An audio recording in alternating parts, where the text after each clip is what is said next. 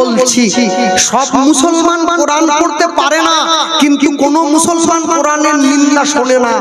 সব খ্রিস্টান বাইবেল পড়তে জানে না, কিন্তু কোন খ্রিস্টান বাইবেলের নিন্দা শোনে না।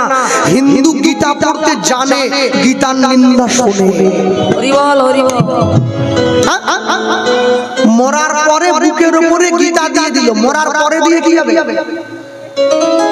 ও ঘাটের মোড়া পর মরেই গেছে, জীবনে বেঁচে থাকতে গীতা পড়লো নি, মরার পরে বুকে দিয়ে দিয়েছে।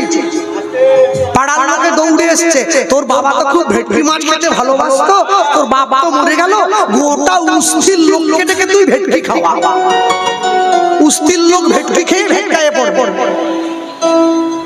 বাপ যখন বেঁচে থাকে তখন বাপকে একটা ভেটকি মাছ খাওয়াতে হয়, বাপ মরে যাওয়ার পরে পাড়ার লোককে খাইয়ে কি হবে?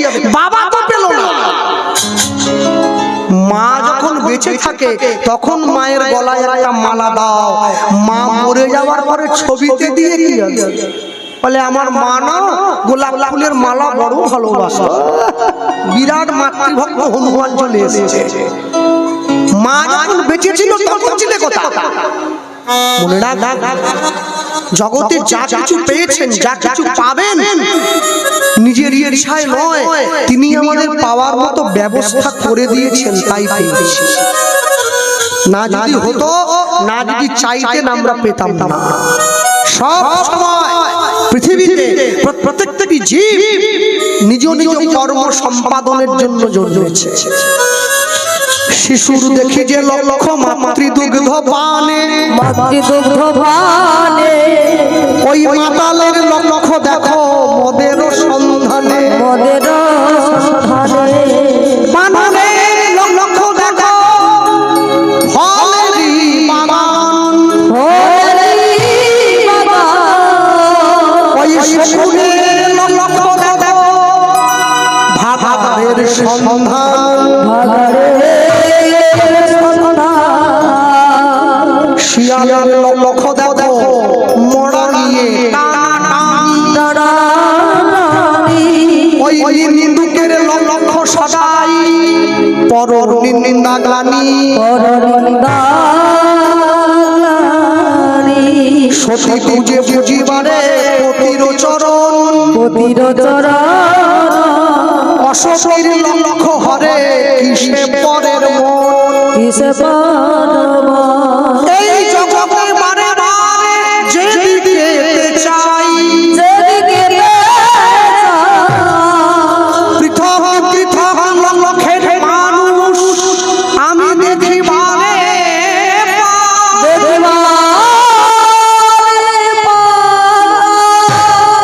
কারো লক্ষ্য উচ্চ কারো নিচ, অতি ঘৃণ্য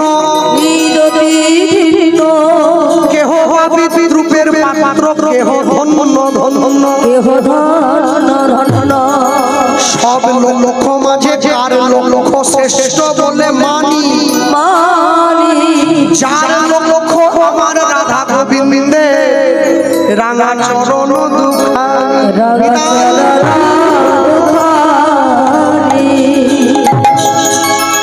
লক্ষ্যটা ঠিক করে রাখতে হয়। লক্ষ্য যদি ঠিক থাকে জীবন আনন্দে আনন্দে কাটবে। ভক্তমণ্ডলী মায়েরা, মাধব দাসের বাবা ঘরে এলো না, রাত অন্ধকারে পাড়ার লোকেরা গিয়ে মাধব দাসের বাবার মৃতদেহটা ঘরের মধ্যে বয়ে এনেছে। যখনই ঘরের মধ্যে বয়ে এনেছে, মা গিয়ে ভগবানের চরণে ভগবানের চরণটা জড়িয়ে ধরল। প্রভু, আমি কোনোদিন তোমায় কষ্ট দেইনি, আমি কোনোদিন তোমায় দুঃখ দেইনি, আমি কোনোদিন তোমায় যন্ত্রণা দেইনি, তুমি কেন আমার একমাত্র অবলম্বন আমার কাছ থেকে কেড়ে নিলে? সিংহাসনে ভগবান দাঁড়িয়ে আছে, ভগবানের চরণ থেকে জল গড়িয়ে পড়ছে, ভগবানের চোখে জল। মা, তোমার থেকে যদি তোমার নিজের মানুষটাকে আলাদা করে না দেই, তোমাকে নিজের করে নেব কি করে? কষ্ট না করলে কি কৃষ্ণ পাওয়া যায়? পাওয়া যায় না। ছেলের মুখে দুমুঠো অন্ন তুলে দেবে বলে মা জমিদারের ঘরে কাজ নিয়েছে। সকাল থেকে সন্ধ্যে পর্যন্ত জমিদারের মন্দিরের কাজ করে দেয়। সন্ধ্যেবেলায় মন্দিরের বারান্দায় মা এসে দাঁড়ায়। জমিদার মায়ের আঁচলে দুটো আটার রুটি ছুঁড়ে দেয়। মা এসে একটা রুটি ছেলেকে দেয়, একটা নিজে খায়। ভগবানের সহ্য হয়নি। আজকে যখন মা আঁচলটা পেতে দাঁড়িয়েছে, জমিদার রুটিটা ছুঁড়ে দেওয়া মাত্র রুটিটা মায়ের আঁচলে না পড়ে রাস্তায় গিয়ে পড়ল। একটা কুকুর দাঁড়িয়েছিল, দুটো রুটি মুখে করে তুলে নিয়ে পালিয়ে গেল। শূন্য হাতে মা ঘরে ফিরে এলো। ছেলেটা ছুটে এসেছে, মা আমার খাওয়ার, মা দেখি এই তো আঁচলে বাঁধা। মাধু আজকে খাওয়ার পাইনি বাবা, কিন্তু মা আমার যে ভীষণ খিদে পেয়েছে। দেখি দেখি আঁচলটা খালি কেন? ও আমি বুঝেছি, আজকে জমিদারের ঘরে তোমার অনেক খাটুনি হয়েছে। বলো ঠিক আছে, ঠিক আছে, আজকের দিনটা আমি জল খেয়ে ঘুমিয়ে পড়ি, কালকে থেকে তুমি আমাকে খেতে দিও। মাধু কুপুত্র যদি বা হয়, কুমাতা কখনো নয়। মা মনে মনে ভাবলো, আমার ছেলেটাকে আমি মা হয়ে দুমুঠো অন্ন তুলে দিতে পারলাম না, আমি এই জীবন আর রাখবো না। আজকে আমার ছেলেটা ঘুমিয়ে পড়লে আমি গঙ্গার জলে ঝাঁপ দিয়ে প্রাণ বিসর্জন দেব। ছেলে মনে মনে ভাবছে, মা আমায় ছেড়ে চলে যাবে, এত সোজা জীবনে অনেক খাবার পাবো, মা গেলে কি মা পাবো? মা নাই যা ভুবন অন্ধকার। আমার মা বসে আছে এই যে কীর্তন করে, কালকে তো জীবন মন্ডল হাটে কীর্তন করে বাড়ি চলে গিয়েছি। তো বাড়ি যেতে যেতে তো প্রায় ভোর গিয়ে শুলাম। সকালবেলায় উঠে আমাকে বিরক্ত করে না, আস্তে আস্তে করে কাজগুলো করে, কারণ জোরে শব্দ হলে আমার ঘুম ভেঙে যাবে। এবারে খাওয়া দাওয়া রেডি করে আমাকে ডাক দেয়, ওঠো দলের ছেলেরা চলে আসবে, গানে বেরোতে হবে। হ্যাঁ, তা আমি উঠে যাই, কিন্তু ইচ্ছে করে পড়ে থাকি। এবার দেখি থালাটা নিয়ে ভাত আর ডালটা নিয়ে মা করছে, মেখে দিলাম, শিগগির খা। আমি তো পড়ে আছি, কেন পুরো বিয়ে বাড়িটা অপেক্ষা করে গেলাম, চাটনি ছাড়া কি যাই নাকি? শুয়ে এবার দেখি আমাকে বলছে মুখের মধ্যে দিয়ে দিয়েছি। এই পর্যন্ত অপেক্ষায় ছিলাম। জীবনে অনেক দামি খাওয়া আমি কিনে খেয়েছি, কিন্তু মায়ের হাতে স্বাদ কোনোদিন কোনো খাবারে পাই নাই। যার জন্য অপেক্ষা করে বসে থাকি, কখন যদি একটু দেয়, বকা দেয়, আমি পারবো না, আমি তবু বসে থাকি, যে মেখে দিতেই হবে। মনে রাখ, যতই যাও না মন্দির মসজিদ, যতই যাও না তীর্থস্থান, বাবা আমাকে ভালো না বাসিলে পাবে না কোনোদিন ভগবান। আগে মাকে ভালোবাসতে হবে, বাবাকে ভালোবাসতে হবে, এমনি ঈশ্বরের কৃপা লাভ হবে, এমনি ভালোবাসা। ভক্তমণ্ডলী মায়ের মা ঘরের মধ্যে ছেলেটাকে উঠে চলে যাচ্ছে, এক পা, দু পা, তিন পা। হ্যাঁ, যখনই উঠে যায় ছেলে কি করলো, মায়ের আঁচলটা টান দিয়ে ধরেছে। আর যখনই মায়ের আঁচলটা টেনে ধরলো, মা উঠে যাচ্ছে, অমনি আঁচলে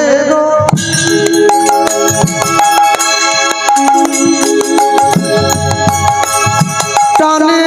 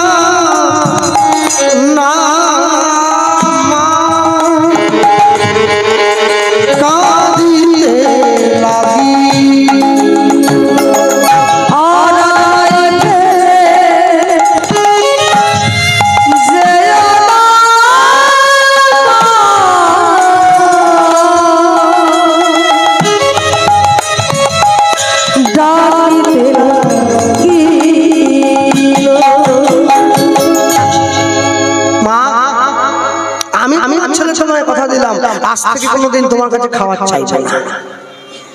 নিজের খাবারের জোগাড় নিজে করব, তোমারও খাবারের জোগাড় করবো। কদিন কাটলো? একদিন, দুদিন, 3 দিন, 4 দিন, 5 দিন, 6 দিন। আজকে ছেলেটার 12 বছর বয়স হয়ে গিয়েছে। পাড়ায় বন্ধুদের সঙ্গে খেলা করছে, বন্ধুরা ডাক দিয়ে বলছে, মাধু তোর জীবনে তোর মা ছাড়া তোর আপনজন বলতে কে আছে? আমার আপনজন। মাকে গিয়ে জিজ্ঞাসা করি, মাকে জিজ্ঞাসা করছে, মা তুমি ছাড়া আমার আপনজন কে আছে? মা ডাক দিয়ে বলছে, ঈশ্বর পরম কৃষ্ণ, পরম কৃষ্ণ সচ্চিদানন্দ বিগ্রহ, বিগ্রহ অনাদির আদি গোবিন্দ গোবিন্দ সর্বকারণে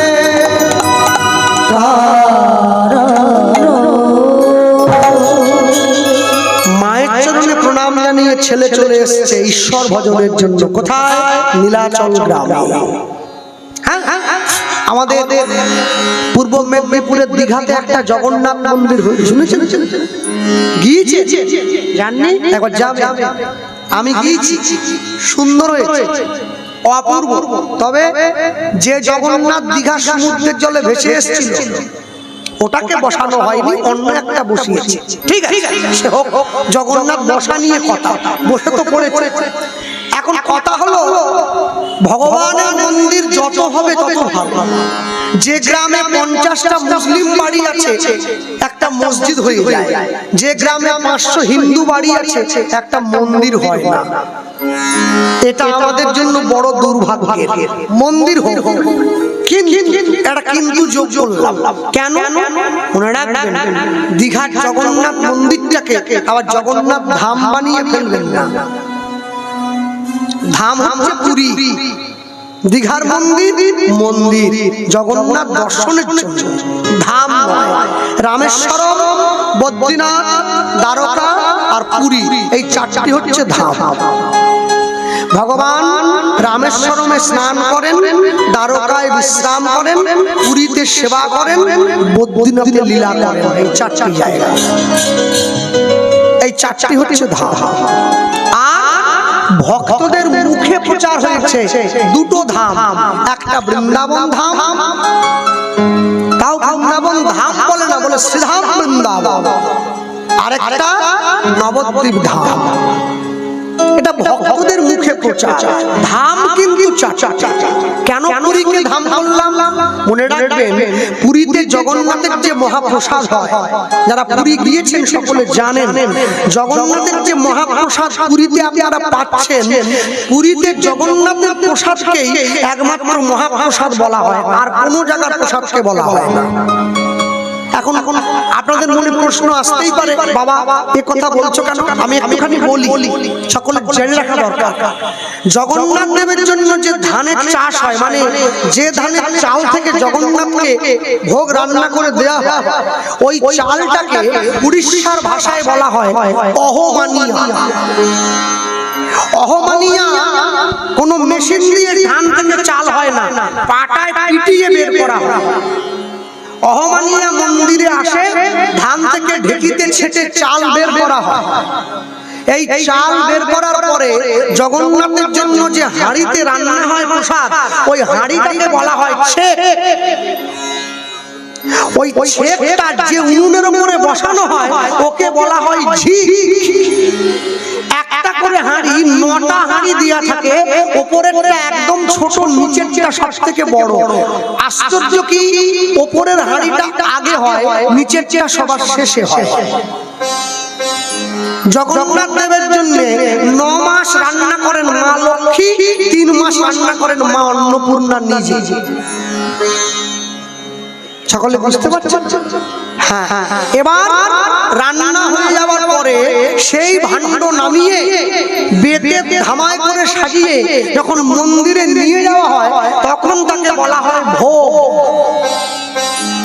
ভোগ যখন জগন্নাথ দেবের সামনে অর্পণ করা হয়, জগন্নাথ দেব বসে আছেন দক্ষিণা কালিকা যন্ত্রের উপরে, বলরাম দেব বসে আছেন মহালক্ষ্মী যন্ত্রের উপরে, আর সুভদ্রা মা বসে আছেন শ্রীলক্ষ্মী যন্ত্রের উপরে।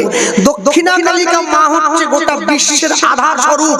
জগন্নাথ দেবের সেই ভোগ যখন দক্ষিণা কালিকা যন্ত্রের উপরে বসিয়ে গোটা বিশ্ব ব্রহ্মাণ্ডের 33 কোটি দেব দেবীকে আহ্বান জানানো হয়, তখন সেই ভোগকে বলা হয় প্রসাদ।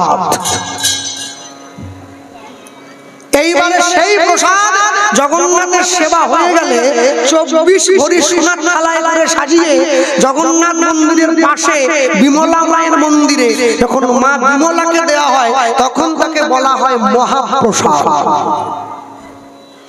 মা বিমলা সেবা করার পরে সেই প্রসাদ নিয়ে গিয়ে যখন আনন্দবাজারে ব্রাহ্মণ ক্ষত্রিয় বৈশ্য শূদ্র একসঙ্গে কলা পাতা পেতে সেই প্রসাদ সেবা করে, তখন তাকে বলা হয় মহামহিম প্রসাদ। সকলের সেবা হয়ে যাওয়ার পরে এরকম করে চাকা চাকা করে প্রসাদ মাখিয়ে দলা পাকিয়ে সকলের হাতে হাতে দেয়া হয়, একে বলা হয় নির্মাল্য। নির্মাল্য সকলের হাতে দেওয়ার পরে যখন ত্রিপল পেতে শুকনো করতে দেওয়া হয় ওই কাঁচা প্রসাদটা, তাকে বলা হয় কৈবল্য। কৈবল্য সম্পূর্ণরূপে শুকনো হয়ে যাওয়ার পরে তাকে বলা হয় অভরা। সেই অভরা লাল পুটুলিতে মুড়ে প্রত্যেকের বাড়িতে বাড়িতে একাদশীর পরের দিন দ্বাদশীর পারণ হয়ে চলে আসে, একে বলা হয় অন্ন ব্রহ্ম বা মহাপ্রসাদ।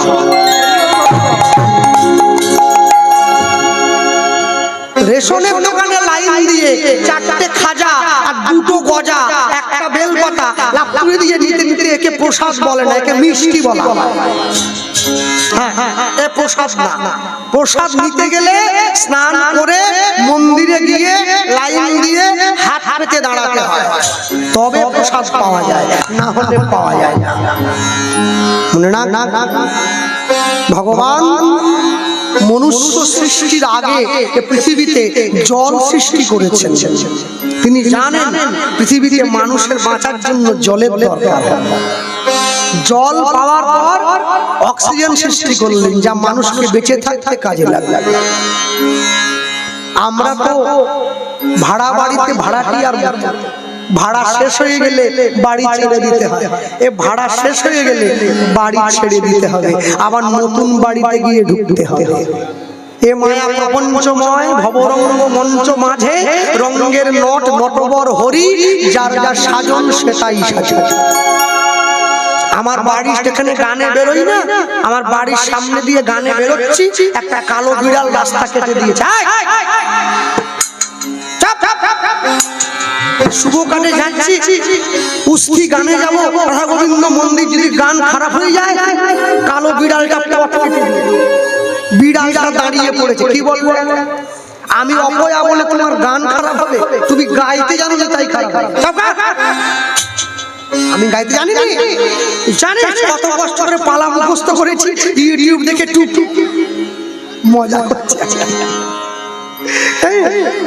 বিড়ালটার কাছে গিয়ে এসছে, কি বললে তুমি? আমি অপয়া। বিড়ালটা আমার দিকে তাকিয়ে বলে, আমি যা পারি তুমি পারবে? বলিস কি? আমি মানুষ রে। বিড়ালটা বলছে, এই যে শীত পড়ে গেছে না, মাঘ মাসের ঠান্ডায় তোমাদের বাড়ির পিছনে যে পুকুরটা আছে, ওই পুকুরের উত্তর পাড়ে ছাইয়ের উপরে আমি খালি গায়ে শুয়ে থাকি, তুমি পারবে?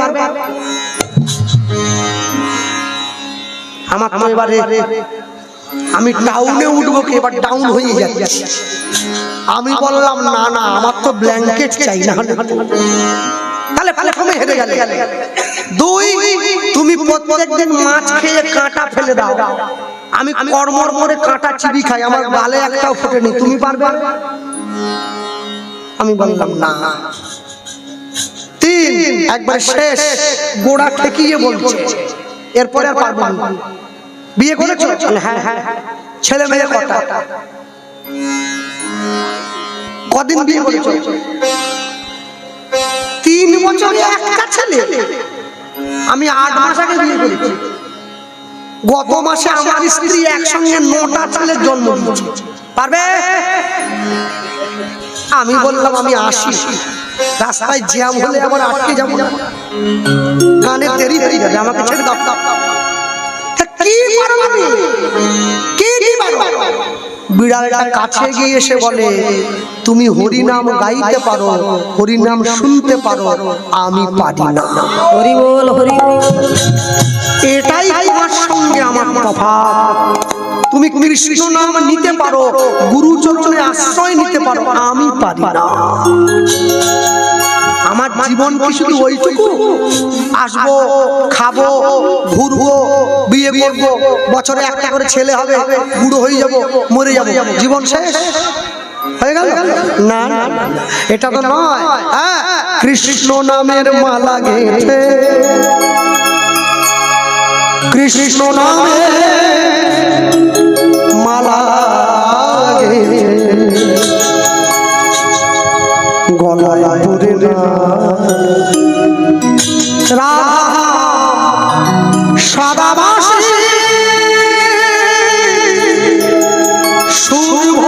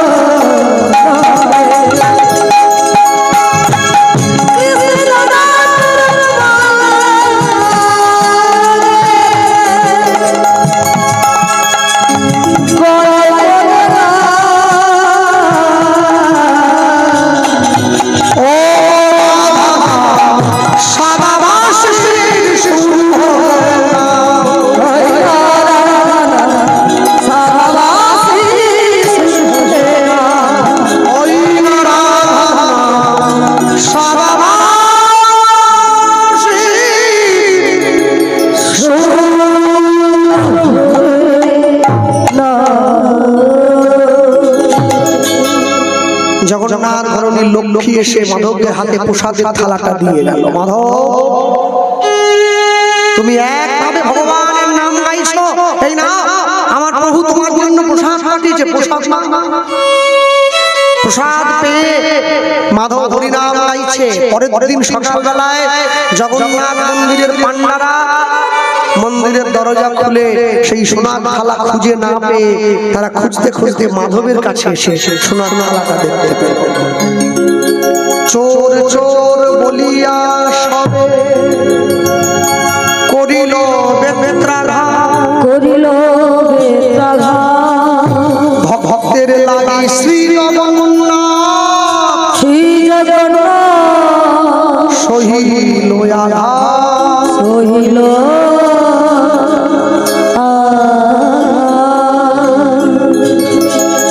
মাধবকে মারতে মারতে আধমরা করে ফেলে দিয়ে পান্ডারা সোনার থালা নিয়ে মন্দিরে ফিরে গেল। অনেকক্ষণ পর যখন মাধবের জ্ঞান ফিরল, তাকিয়ে দেখছে নিজের দেহটা রক্তে ভেসে গিয়েছে, কিন্তু অঙ্গে ব্যথা লাগেনি। এরা বসে আছে ভগবানের কথা শুনছে। যে খাবে চিনি তাকে যোগায় চিন্তা। ভাবছো বসে চলবে কিসে, তুমি ভাববার কে? তোমার ভাবনা যিনি ভাবছেন তুমি ভাবো তাকে। সনাতন ধর্মের মান উন্নয়নের জন্য একটা ছেলে আমেরিকার চিকাগো শহরে গিয়েছিল। কি নাম যেন? বিবেকানন্দ নরেন্দ্রনাথ দত্ত। ভারতবর্ষের মানুষের মুখটা উজ্জ্বল করে দিয়ে আমেরিকার চিকাগো ধর্মসভায় নিজের ধর্মকে বড় করে তিনি বসে আছেন গাছের তলায়। মানুষে এসে তার কাছে অনেক প্রশ্ন করছে, তিনি উত্তর দিচ্ছেন। এমন সময় একটি সুন্দরী মেয়ে এসে বিবেকানন্দকে বলছে, আপনার কাছে আমার একটি প্রশ্ন আছে। বিবেকানন্দ বলছে, বলো মা, কি তোমার প্রশ্ন? মেয়েটি বলছে, আমি আপনাকে বিয়ে করতে চাই। বিবেকানন্দ বলছে, মা তুমি একটু আমার দিকে তাকিয়ে দেখো, আমি কি বিয়ে করতে পারি? আমি তো সাধু, গেরুয়া পোশাক পরেছি, পায়ে কলম পরেছি, মাথায় পাগড়ি দিয়েছি। আমি বিয়ে করলে আমার ব্রহ্মচর্য নষ্ট হয়ে যাবে। মেয়েটি কাঁদতে কাঁদতে ফিরে যাচ্ছে। বিবেকানন্দ ডাক দিয়ে বললেন, আচ্ছা মা, আমেরিকার মাটিতে এত ভালো ভালো ছেলে থাকতে তুমি আমার মতো ভিখিরিকে বিয়ে করবে কেন? মেয়েটা উত্তর দিচ্ছে, আপনাকে বিয়ে করব কেন জানেন? আপনাকে বিয়ে করে আপনার ঔরসে আপনারই মতো একটা তেজস্বী সন্তানের জন্ম দেব। যখন আমার ছেলে রাস্তা দিয়ে হেঁটে যাবে, লোকে ডেকে বলবে বিবেকানন্দের সন্তান হেঁটে যাচ্ছে। একে চয়েস বলা হয়। বাপের টাকায় যে ছেলেটা 2 লাখ টাকা দিয়ে মোটরসাইকেল কিনে 50 টাকা তেল ভরে বিমল খেয়ে পুচপুচ করে হাঁসের মতো ফেলতে ফেলতে ছুটে যাচ্ছে, চুলে 3 দিয়ে রং করে, মেয়েরা এখন তাদেরকে পছন্দ করছে বেশি। এক ব্যাড চয়েস, একবার ভেরি ব্যাড।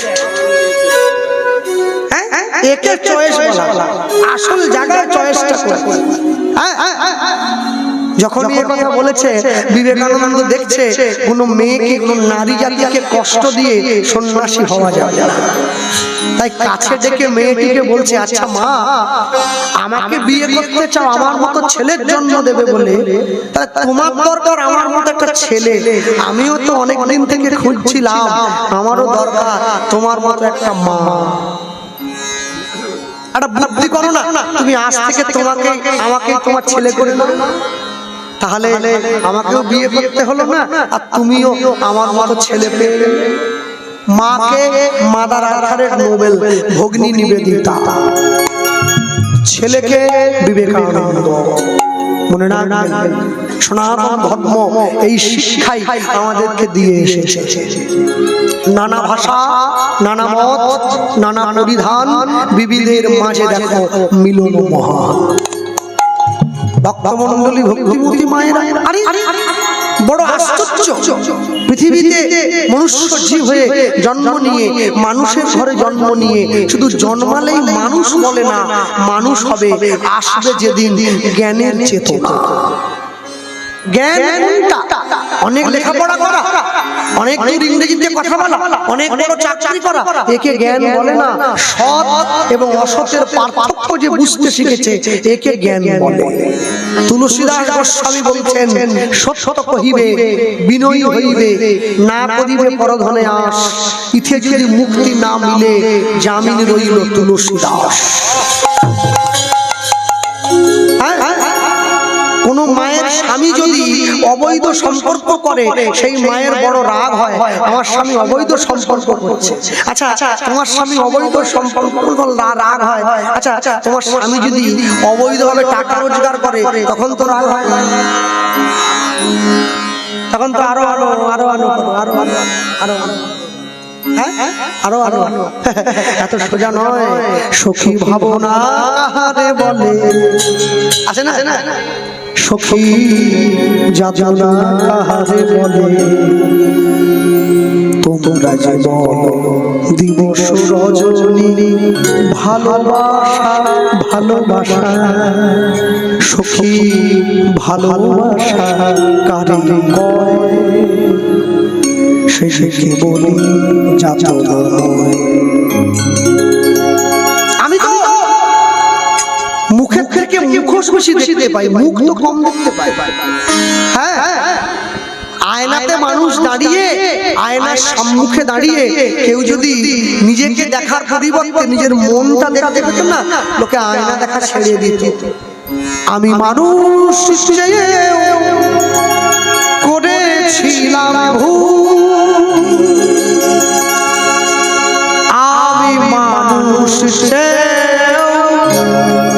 করেছিলাম ভুল, তুমি ছিলে শুধু রং করা পুতুল, আমার ভুল ভাঙাতে মনের ওপর পর্দা দিলে টেনে, আমি দুঃখ পেলে খুশি হলাম জেনে, আমি দুঃখ পেলে খুশি হলাম জেনে, তুমি নিজে মুখে বললে যে সবই তোমার অভিনয়, সত্যি কোনো কিছু নয়, আমি দুঃখ পেলে খুশি হলাম জেনে, আমি দুঃখ পেলে খুশি হলাম জেনে। আমি দুঃখ পেয়েছিলাম কিন্তু আমি খুশি হয়েছি তোমার অভিনয়টা বুঝতে পারলাম। মৌমাছি কোনোদিন পুঁজ রক্ত খায় না, আর মাছি কোনোদিন মধু খায় না। জগতে দুটোই আছে, খারাপটাও আছে ভালোটাও আছে, আপনাকে বেছে নিতে জানতে হবে। হ্যাঁ, এখানে তো অনেক ছেলে মেয়েরা বসে আছে, এরা স্কুল কলেজে পড়ে। বলো মহাপ্রভু জন্ম সাল ওই দিকে যে মেয়েরা বসে আছে, একটা কুরকুরির প্যাকেট দেবো, এটা সনাতন ধর্মের বাস্তব চিত্র, তোমরা রাগ করো না। এইবারে বলো অনুরাগের ছোঁয়া সিরিয়ালের নায়িকার নাম? ঘুট মুখে ঘুট। আগামী বছর থেকে হয়তো রাধা গোবিন্দ মন্দির কমিটিকে বলেই বসবে, অনেক বছর তো কীর্তন হলো, একবার দীপাকে নিয়ে আসুন দেখি। আর যদি সঙ্গে সূর্য আসে একবারে আলো জ্বলিয়ে যাবে, মানে সূর্যের আলোর কথা বলছি। মনে রাখ, আমি একবারও বলিনি তোমরা সিরিয়াল দেখবে না, দেখো ভালোটা নেবে, মন্দটা কেন নিচ্ছ? মানুষ তো মন্দটা নিতে পছন্দ করে বেশি। ভক্তমণ্ডলী মায়েরা মাধব উঠে বলছে মনে মনে আমি চলে যাব বৃন্দাবনে। যেই উঠে চলে যেতে যাচ্ছে জগন্নাথের পিছনে এসে দাঁড়াচ্ছে, মাধব হাতটা বাড়াচ্ছে, কোথায় যাই তুই? আমি যেখানে থাকবো এই তো বৃন্দাবন, এটাই তো পুরী ধাম। জগন্নাথ বেশে বন্ধু বেশে মাধবকে একটা পুরীর সমুদ্রের পাড়ে একটা কুঁড়ে ঘর বানিয়ে দিয়েছে। দুই বন্ধুতে মিলে সেইখানে খেলা করে, সেইখানে এসে বসে। হ্যাঁ, সেইখানে খেলা করে ভক্তমণ্ডলী ভক্তিমতী মায়েরা। আর ওই খেলা করে একসঙ্গে দুজনে, একদিন দুদিন তিন দিন। আর ভগবান আসে রাত্রিবেলায়, ভগবানকে দেখবার জন্য সবাই ছুটে যায়। আর সেই ভগবান মাধবকে দেখবার জন্য রাতের অন্ধকারে ঘরের দরজায় ছুটে আসে। ভক্তমণ্ডলী ভক্তিমতী মায়েরা। আর ওই একদিন দুদিন তিন দিন করে যখন মাধব ছুটে আসে, ওগো মাধব মাধব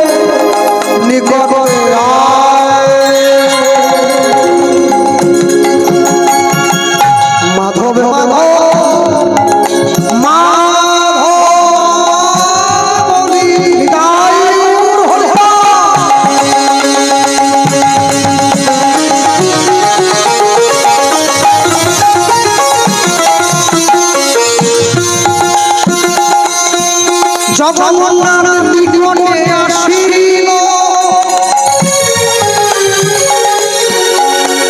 কইলা বন্ধু বেশে সাধবে, বুকে জড়ায়ে ধরি ওই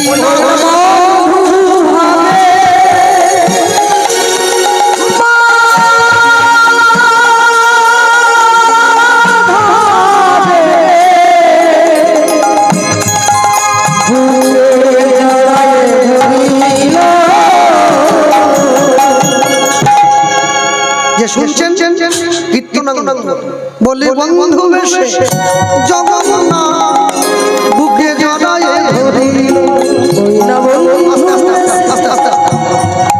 ওরে নীল যমুনার জল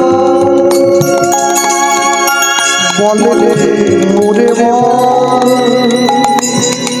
কোথায় ঘনশ্যাম আমার কৃষ্ণ ঘোষা, ওরে নীল যমুনার জল বলে রে মোরে কোথায় ঘনশ্যাম কৃষ্ণ ঘোষা,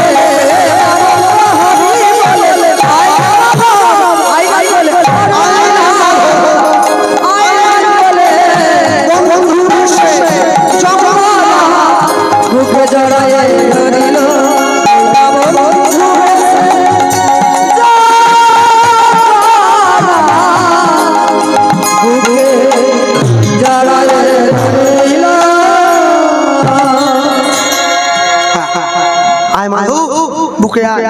আচ্ছা আচ্ছা, ভগবানের সঙ্গে যদি কেউ বন্ধুত্ব স্থাপন করতে পারে তার জীবনে কোনো কষ্ট থাকে কি? আর কোনো কষ্ট নেই। তো ভগবানের সঙ্গে বন্ধুত্ব স্থাপন হয়ে গেছে। আর এই যে ভগবানের সঙ্গে বন্ধুত্ব স্থাপন হলো, একদিন দুদিন তিন দিন চার দিন পাঁচ দিন ছ দিন সাত দিন করে সেই বন্ধুত্ব আজকে এমন জায়গায় গিয়ে দাঁড়িয়েছে, মাধবকে না দেখলে ভগবান থাকতেই পারে না। থাকতেই পারে না। আর এই একদম তোমার বন্ধুত্ব হওয়ার পর জগন্নাথ মন্দিরে জগন্নাথ দেব দিয়ে মাধবকে বলল, মাধব আমার একটু মন্দির থেকে, মন্দিরের বাগান থেকে কাঁঠাল ফেলে খাওয়াতে পারিস? বন্ধুর কথা রক্ষা করবার জন্য মাধব নিজে গেল চুরি করতে। চুরি করতে গিয়ে ধরা পড়ে গিয়েছিল। আর যখন চুরি করতে ধরা পড়লো, মন্দিরের দরজায় দাঁড়িয়ে জগন্নাথ দেবের দিকে ইঙ্গিত দিয়ে বলছে, প্রভু আমি যাইনি, তুমি বলে দাও তুমি আমাকে সঙ্গে নিয়ে গিয়েছিলে। যে কথা বললো অমনি জগন্নাথ দেব নিজের উত্তরীয়টা ইশারা করে দেখিয়ে দিয়েছে। এখনো পর্যন্ত পাঁচিলের ধারে আমার উত্তরীয় ছিঁড়ে আছে। পুরীর রানীমা গিয়ে সেই উত্তরীয় টুকরো এনে মিলিয়ে দেখছে আমার প্রভু সেই উত্তরীয় এখনো পর্যন্ত। এখনো পর্যন্ত আপনারা কাঁঠালের দিনে যদি পুরীতে যান গেলে দেখবেন, হ্যাঁ জগন্নাথ দেবকে কাঁঠাল দিয়ে ভোগ দেওয়া হয়। ভোগটার নাম হচ্ছে মাধু ভোগ। তার নামেই দেওয়া হয়, তার নামেই। আস্তে আস্তে করে মাধবের তো বয়স হয়ে গিয়েছে, আজকে বৃদ্ধ, মলমূত্র ত্যাগ করছে বিছানায় শয্যায়। জগন্নাথ দেব নিজে পুরীর সমুদ্র থেকে জল এনে আজকে বন্ধু মাধবকে শৌচ করিয়ে দিয়েছে। হ্যাঁ এই না হলে বন্ধু ভক্ত মরে খাওয়াইলে তবে আমি খাই, তবে আমি খাই। ভক্ত মরে না দিলে মুই উপবাসে যাই, উপবাসে যাই। ভক্ত মোর মাতা পিতা, ভক্ত আমার গুরু, ভক্ত আমার গুরু। ভক্ত ভালোবেসে আমায় বলে বাঞ্ছা কল্পতরু, বাঞ্ছা কল্পতরু। তারে ডাকলে নাকি পাওয়া যায়, শুনেছি কানে।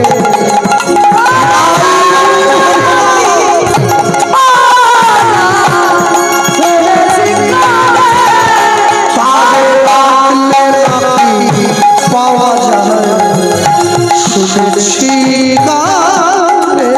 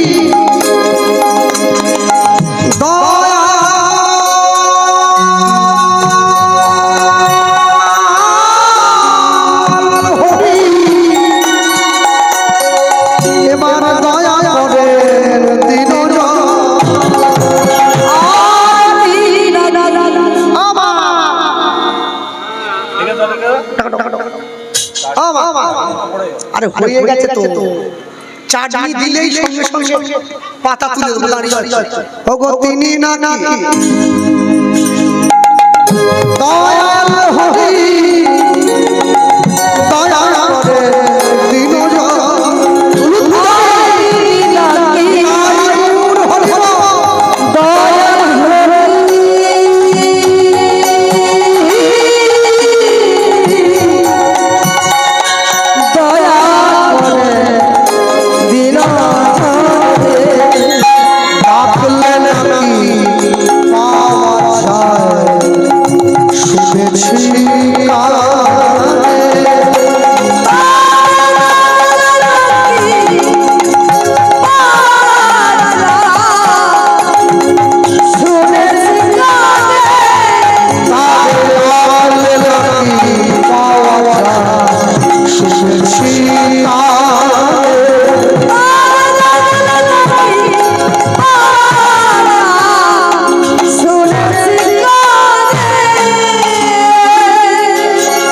মাধবের কোলে মাথা রাখিয়া জগন্নাথের কোলে মাধব দেহ ত্যাগ কইল।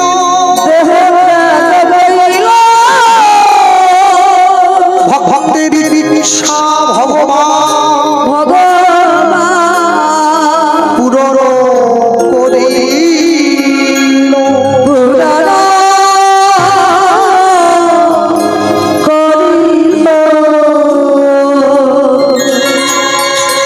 জগন্নাথের কোলে মাথা রেখে মাধব দেহ ত্যাগ করেছে। সেই ভক্তের দেহ আজকে জগন্নাথ দেব নিজে হাতে কোলে নিয়ে নিয়েছে। কোলে নিয়ে নিজে হাতে সমাধি দিচ্ছেন। জগন্নাথের কোলে মাধু দেহ ত্যাগ কইল। জগন্নাথের কোলে মাধু দেহ ত্যাগ কইল। জগন্নাথের কোলে মাধু দেহ